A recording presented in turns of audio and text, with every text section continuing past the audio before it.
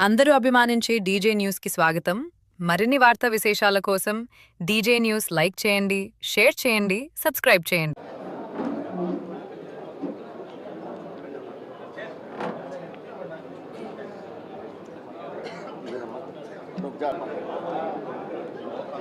కొన్ని గ్రాంట్లే లేని గ్రాంట్లు మన మున్సిపాలిటీ కాంట్రాక్ట్ మాట్లాడు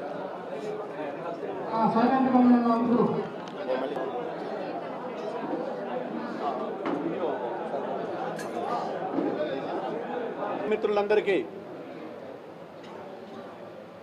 వైఎస్ఆర్ కాంగ్రెస్ పార్టీ 16వ ఆవిర్భావ దినోత్సవం సందర్భంగా శుభాకాంక్షలు. అదేవిధంగా వైఎస్ఆర్ కాంగ్రెస్ పార్టీ నాయకులకు, కార్యకర్తలకు అందరికీ కూడా, మహిళలకు అందరికీ కూడా ప్రత్యేక ధన్యవాదాలు. ఈరోజు ఈ ప్రెస్ మీట్ ఎందుకు నిర్వహిస్తున్నామంటే, రాష్ట్రంలో జరుగుతున్నటువంటి వైఎస్ఆర్ కాంగ్రెస్ పార్టీ మీద దుష్ప్రచారం, అదేవిధంగా స్థానికంగా శాసనసభ్యులు వారు నిన్న మున్సిపాలిటీలో కొన్ని అబద్ధాలు ఏవైతే చెప్పారో దాని మీద వివరణ ఇవ్వడానికే ఈ పత్రికా సమావేశం నిర్వహించడం జరిగింది. ప్రధానంగా గత సంవత్సరం రోజులుగా మీరు చూస్తే తిరుమల నెయ్యి విషయంలో ఏ విధంగా హిందూయిజాన్ని ముందుకు తీసుకొచ్చి, సనాతన ధర్మాన్ని ముందుకు తీసుకొచ్చి హిందువుల మనోభావాలు దెబ్బతీయాలి అనే విధంగా ఎన్ని అబద్ధాలు ఆడారో మనమందరం సంవత్సరం రోజులుగా చూస్తూ ఉన్నాం. వెంకటేశ్వర స్వామితో పెట్టుకుంటే భగవంతుడు ఎవరిని కూడా ఉపేక్షించడు అనే దానికి ఉదాహరణలే మొన్న చూస్తే నెయ్యి ట్యాంకర్ పడిపోవడం, అదేవిధంగా పరకామణిలో పెన్షలయ్య అనే వ్యక్తి 2025లో 650 గ్రాములు బంగారు బిస్కెట్ దొంగిలిస్తే కనీసం అతనికి సుప్రీంకోర్టులో బెయిల్ అయితే కూడా ఎక్కడ కానీ వాళ్ళ సొంత పత్రికల వారికి కూడా తెలియకుండా దాచిపెట్టారంటే ఏ విధంగా ఈరోజు తిరుమల పవిత్రతను దెబ్బతీస్తూ ఉన్నారో మనం అందరం కూడా ఒక్కసారి ఆలోచించాలి. హిందూ మనోభావాలు కావచ్చు, తిరుమల పవిత్రతని గొప్పగా తీసుకెళ్లిన వ్యక్తి ఎవరైనా ఉన్నారంటే అది కేవలం ఒక జగన్మోహన్ రెడ్డి గారు, వైఎస్ రాజశేఖర రెడ్డి గారేనే తెలియజేసుకుంటాం. ఎందుకంటే 2 కొండలు అని జీవో తీసుకొచ్చి దాన్ని 7 కొండలు చేసిన ఘనత కూడా రాజశేఖర రెడ్డి గారిది. అదేవిధంగా వైకుంఠ ఏకాదశి రోజు ఒక్కరోజే దర్శన సమయం కేటాయిస్తే సామాన్య భక్తులు కూడా దర్శనం చేసుకోవాలి, వైకుంఠ దివ్య దర్శనం ఉండాలి అనే ఉద్దేశంతో 10 రోజులు వైకుంఠ దర్శన ఏర్పాట్లు చేసిన వ్యక్తి వైఎస్ జగన్మోహన్ రెడ్డి గారు. ఆనాటి తిరుమల తిరుపతి దేవస్థానం యొక్క బోర్డు నిర్ణయించిన మేరకు వైఎస్ జగన్మోహన్ రెడ్డి గారు ఆమోదం తెలిపి 10 రోజులు వైకుంఠ ఏకాదశి దర్శనం అనేది ఏర్పాటు చేయడం జరిగింది. అదేవిధంగా శ్రీవాణి పెట్టి, శ్రీవాణి ద్వారా బయట రాష్ట్రాల నుంచి వచ్చేవాళ్ళు కూడా సులభతరంగా దర్శనం చేసుకునే విధంగా దాంట్లో నుంచి వచ్చే ఆదాయాన్ని గ్రామాల్లో భజన మందిరాలు నిర్మించుకోవడానికి దాదాపు 8,000 దేవాలయాలు నిర్మించిన ఘనత కూడా వైఎస్ జగన్మోహన్ రెడ్డి గారిదని కూడా నేను తెలియజేసుకుంటున్నాను. కాబట్టి ఏ రోజు కూడా చిన్న అపశృతి వెంకటేశ్వర స్వామి గుడిలో, తిరుమలలో చిన్న అపశృతి అనేది కూడా ఏనాడు జరగలేదు. అటువంటిది ఈ 2 సంవత్సరాల్లో మీరు చూస్తే వైకుంఠ ఏకాదశికి అనేక మంది చనిపోవడం, అదేవిధంగా శ్రీకాకుళంలో వెంకటేశ్వర స్వామి గుడిలో కూడా దాదాపు ప్రైవేటు గుడిలో 20 మంది చనిపోవడం, అదేవిధంగా చూస్తే ఈరోజు ఆ రోజు ఏమన్నారంటే శ్రీవాణి అనేది ఎందుకు పెట్టారు, అది కోటీశ్వరులకే సంబంధించింది, పేదలకు కాదు అన్నారు. మరి ఈరోజు దాన్ని కొనసాగిస్తున్నారంటే ఆ పెట్టిన కార్యక్రమం మంచిది కాబట్టే కదా మీరు కొనసాగిస్తారని కూడా నేను తెలియజేసుకున్నా. అదేవిధంగా ఈ మధ్యకాలంలో గోశాలలో గోవులు చనిపోతూ ఉంటే ఎవరికీ తెలియకుండా గోవులను కూడా దానం చేసేస్తూ ఉన్నారు. ఇంత అపశృతి జరుగుతూ ఉందంటే కారణం ఆ భగవంతుడి మీద వీరు వేసిన నింద వాళ్ళకే చుట్టుకుందని కూడా నేను తెలియజేసుకుంటున్నా. కాబట్టి ఇకనైనా హిందువుల మనోభావాలు దెబ్బతినే విధంగా కాకుండా ప్రజలకు ఏ విధంగా మంచి చేయాలనే ఉద్దేశంతో మంచి కార్యక్రమాలు ఏదైతే సూపర్ 6లో హామీలు ఇచ్చారో ఆ హామీలు నెరవేర్చాలి. కానీ ఇటువంటి దుష్ప్రచారాన్ని ఆపాలని కూటమి ప్రభుత్వాన్ని మేము కోరుకుంటున్నాం.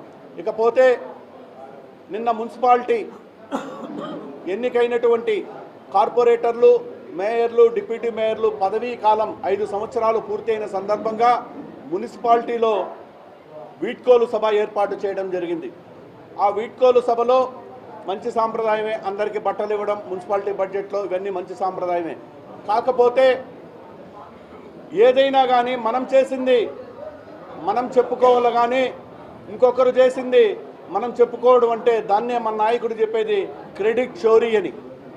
నిన్న గౌరవ ఎమ్మెల్యే గారు గురజాల జగన్ గారు ఫారెస్ట్ రోడ్డు ఒక ట్రాక్టర్లో ఒక అబ్బాయిని ఢీకొంటే ఆ అబ్బాయి మరణించి ఆ మరణ వార్త విన్న తర్వాత అతని మనసు చెలించిపోయి పవన్ కళ్యాణ్ గారి దగ్గరికి వెళ్ళి పవన్ కళ్యాణ్ గారిని రిక్వెస్ట్ చేసుకొని పవన్ కళ్యాణ్ గారు ఫారెస్ట్ రోడ్డు శాంక్షన్ ఆర్డర్ ఇచ్చి మేము డబ్బులు తీసుకొచ్చి రోడ్డు వేసామని అనేక ప్రగల్భాలు, అబద్ధాలు ఆయన నిన్న మాట్లాడారు.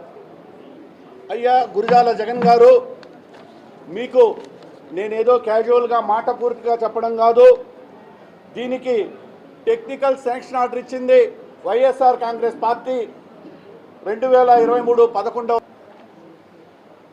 టెండర్ ఇన్విటేషన్ డేట్ వచ్చి 30/10/2023. అదేవిధంగా ఈ టెండర్లో వచ్చి ఆనాటి ఎమ్మెల్యే జంగాలపల్లి శ్రీనివాసులు గారు జేఎంసీ కన్స్ట్రక్షన్ ప్రైవేట్ లిమిటెడ్ మీద టెండర్లో పార్టిసిపై చేసి 30/12/2023 దానికి తగిన డిపాజిట్ కూడా తను కట్టడం జరిగింది. దాని తరువాత ఈ కాంట్రాక్ట్ అగ్రిమెంటు 18/1/2024 నాడు ఈ కాంట్రాక్ట్ అగ్రిమెంట్ చేయడం కూడా జరిగింది. 18/1/2024 ఏ ప్రభుత్వం ఉంది గురజాల జగన్మోహన్ గారు, మీరు ఒక్కసారి గుర్తు చేసుకోవాలి. ఇది వైఎస్ఆర్ కాంగ్రెస్ పార్టీ ప్రభుత్వంలో వైఎస్ జగన్మోహన్ రెడ్డి గారి ఆధ్వర్యంలో బూడి ముత్యాల నాయుడు పంచాయతీరాజ్ మినిస్టర్గా ఉంటే ఆనాటి ప్రభుత్వం దీన్ని శాంక్షన్ చేసిందనేది కూడా మీరు గుర్తుపెట్టుకోవాలి. మరి మీ మనసు ఆ చిన్న బిడ్డ చనిపోయినప్పుడు చెలించింది, చాలా సంతోషం, మాకు కూడా చాలా బాధ అనిపించింది. కానీ మీరు ఆ రోడ్డు వేసేటప్పుడు 3 అడుగుల లోతు గుంతలోడి మీ మహిళా నాయకురాలు పార్టీ వాళ్ళు పుట్టినప్పటి నుంచి అదే పార్టీకి జెండా మోసిన నాయకురాలు ఆ గుంతలో పడి చనిపోతే ఆ రోజు నీ మనసు చెలించలేదా? ఎందుకని నీ మనసు చెలించలేదు? ఎందుకని నీ పార్టీ మహిళా లీడర్ అయినటువంటి ఆ మహిళకు నీ మనసు చెలించి జీజేఎం ట్రస్ట్ ద్వారా ఎందుకు ఒక 20 లక్షలు 30 లక్షలు కాంపన్సేషన్ ఆ మహిళకి ఇవ్వలేదు అని కూడా నేను నిన్ను ప్రశ్నిస్తా ఉన్నా. మేం శాంక్షన్ ఆర్డర్ ఇచ్చిన రోడ్డుకు ఈరోజు క్రెడిట్ చోరీగా నువ్వు మున్సిపాలిటీలో చెప్పుకుంటున్నావంటే మరి అన్ని అబద్ధాలు ఆడే వ్యక్తివి నువ్వు. మరి మీ మహిళా లీడర్ చనిపోతే ఎందుకు నీ మనసు చలించలేదు? ఎందుకని ఆమెకు కాంపన్సేషన్గా ఒక 20 లక్షలు 30 లక్షలు నువ్వు ఇవ్వలేదని కూడా నేను ప్రశ్నిస్తూ ఉన్నా.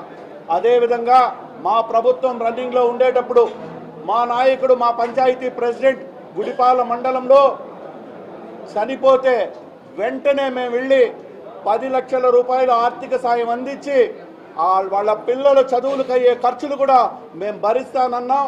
చెప్పిన మాట ప్రకారం అదేవిధంగా మా ట్రస్ట్ ద్వారా మేము భరించామని కూడా నీకు నేను తెలియజేసుకుంటున్నా. అదేవిధంగా చూస్తే ప్రభుత్వం ఏర్పడిన వెంటనే మేము ఆనాడు 9 వాటర్ ప్లాంట్లు కట్టించాం.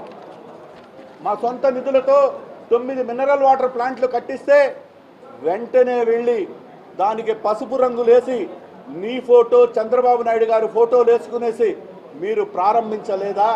ఇది భావ్యమా అని నేను ప్రశ్నిస్తూ ఉన్నా. ఎందుకంటే అదే మా ప్రభుత్వంలో 2019 నుంచి 2024 వరకు ఆనాటి దివంగత నేత డికే ఆదికేశవుల నాయుడు గారు నిర్మించినటువంటి వాటర్ ప్లాంట్లు ఎన్ని ఉన్నాయో అన్నిటి మీద నువ్వు ఈ రోజుకి కూడా చెక్ చేసుకో.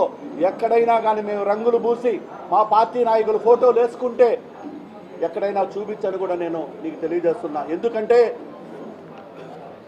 ఎవరైనా నిర్మించిన దాన్ని దాతగా ఉంటే దాతల పేర్లు ఫోటోలు వేసుకోవడం సహజం. అటువంటిది ఎవరో నిర్మించిన వాటర్ ప్లాంట్లకు ఈరోజు మీరు మీ నాయకులు రంగులేసుకునేసి దాని మీద మీ ఫోటోలు వేసుకున్నారంటే ఇది నీ విజ్ఞతకే వదిలేస్తూ ఉన్నాం. అంటే రేపు భవిష్యత్తులో మీరేదైతే నిర్మించారో, మీరేదైతే శిలాఫలకాలు పెట్టుకున్నారో వాటినన్నిటికి కూడా ఇదే విధంగా చేస్తే నీ మనస్సాక్షి ఒప్పుకుంటుందా గురజాల జగన్ గారు అని కూడా నేను ప్రశ్నిస్తూ ఉన్నా. ఇది ఎక్కడ లేని సాంప్రదాయాలు, ఇటువంటి సాంప్రదాయాలన్నీ కూడా నువ్వే తీసుకొచ్చి పెట్టావు. 9 మినరల్ వాటర్ ప్లాంట్లు మొత్తం కూడా పూర్తిగా నీ ఫోటోలు నీ రంగులతో నింపుకున్నావు. కానీ ప్రజలకు ఇది బాగా తెలుసు, ప్రజలందరూ కూడా దీన్ని గమనిస్తూ ఉంటారని కూడా నేను తెలియజేసుకుంటున్నా. ఇకపోతే కేవలము న్యూట్రిన్ ఫ్యాక్టరీ దగ్గర పొలం కొన్నావు కాబట్టి ఆ పొలానికి విలువ రావాలనే ఒక దురుద్దేశంతో దర్గా సర్కిల్ దగ్గర నుంచి ఇరువారం దాకా నేషనల్ హైవేగా ఉన్నటువంటి రోడ్డుకు మున్సిపాలిటీ జనరల్ బడ్జెట్లో డబ్బులు వెచ్చించి ఆ రోడ్డు వైండేషన్కు నిరుపేద కుటుంబాలైనటువంటి వాళ్ళ ఇళ్ళన్నీ కూడా పగలగొట్టి కాంపన్సేషన్ లేకుండా వాళ్ళని నిరాశ్రయులు చేస్తున్నావే, ఇది నీకు భావ్యమా? ఆ పేదల కడుపు కొట్టడం నీకు తగునా అని కూడా నేను ప్రశ్నిస్తూ ఉన్నా. ఎందుకంటే కేవలం నువ్వు కొన్న పొలానికి విలువ పెంచుకోవడం తప్పితే దర్గా సర్కిల్ నుంచి ఇరువారం దాకా చిత్తూరులో పుట్టిన ప్రతి ఒక్కరికి తెలుసు అక్కడ ఏమీ ట్రాఫిక్ ఇబ్బందులు లేవు, ఎటువంటి సమస్యలు లేవు, ఏ రోజు కూడా అక్కడ ట్రాఫిక్ ఆగిన దాఖలాలు లేవని కూడా ప్రతి ఒక్కరికి తెలుసు. అటువంటిది ఈరోజు నీ పొలాలు రేట్ల కోసం ఆ ఇళ్లందరినీ కూడా నిరాశ్రయులు చేశావు. ఇది మంచి పద్ధతి కాదు, పేదల కడుపు కొట్టడం మంచి పద్ధతి కాదని కూడా నేను తెలియజేసుకుంటున్నా. ఒక జనరల్ ఫండ్స్ని తీసుకొచ్చి 2 కోట్ల రూపాయలు దానికే వెచ్చిస్తున్నావంటే మున్సిపాలిటీలో ఉన్న బడ్జెట్లు వెచ్చించడం కాదు, మనం కట్టే ట్యాక్సుల్ని నువ్వు మీ ప్రభుత్వాన్ని ఒప్పించి మెప్పించి ప్రభుత్వం నుంచి తీసుకోరా, మేము కూడా నీకు సహకరిస్తాం. నువ్వు వెరీ గుడ్, మంచి డబ్బులు తీసుకొచ్చావు, ప్రభుత్వం నుంచి అనేక నిధులు తెచ్చావు, బ్రహ్మాండమైన అభివృద్ధి చేస్తూ ఉన్నావు అని చెప్పచ్చు. అభివృద్ధి అంటే ఎక్కడిదక్కడ కొట్టేసి ఎవ్వరికి ఇంతవరకు ₹1 కాంపన్సేషన్ ఇవ్వకుండా అక్కడ బిల్డింగ్ కట్టుకున్న వాళ్ళందరూ నిరాశ్రయులు అయిపోయే విధంగా మొండి గోడలు నింపడం అంటే అభివృద్ధి అని నేను అడుగుతున్నా. ఈరోజు కోర్టు డౌన్లో చూస్తే మున్సిపాలిటీ డ్రైనేజ్ పెట్టారు, టెండర్లు పిలవకనే డ్రైనేజ్ పెట్టారు. ఆ డ్రైనేజ్ ఏ విధంగా వేశారంటే సాధారణ ఒక సందులో ఏ విధంగా డ్రైనేజ్ చేస్తారో, ఒక 50 ఇళ్ళు 60 ఇండ్లు ఉండే వెడ్త్ ఎంతైతే డ్రైనేజ్ చేస్తారో ఆ విధంగా ఈరోజు డ్రైనేజ్ వేయడం జరిగింది. నా ఎంఈలు దాన్ని కనీసం చుట్టపు చూపుగా ఉన్న దాన్ని చూస్తూ ఉండాలని కూడా ఆ ఎంఈలను కూడా నేను ప్రశ్నిస్తూ ఉండా. అసలు భవిష్యత్తులో ఏం చేయాలనుకుంటున్నారు వాటంతా అట్లే మొండిగా వదిలేశారు. అదేవిధంగా సంతపేటలో చూస్తే వర్షాకాలం వచ్చినప్పుడు ఎక్కడివక్కడ లోడేశారు.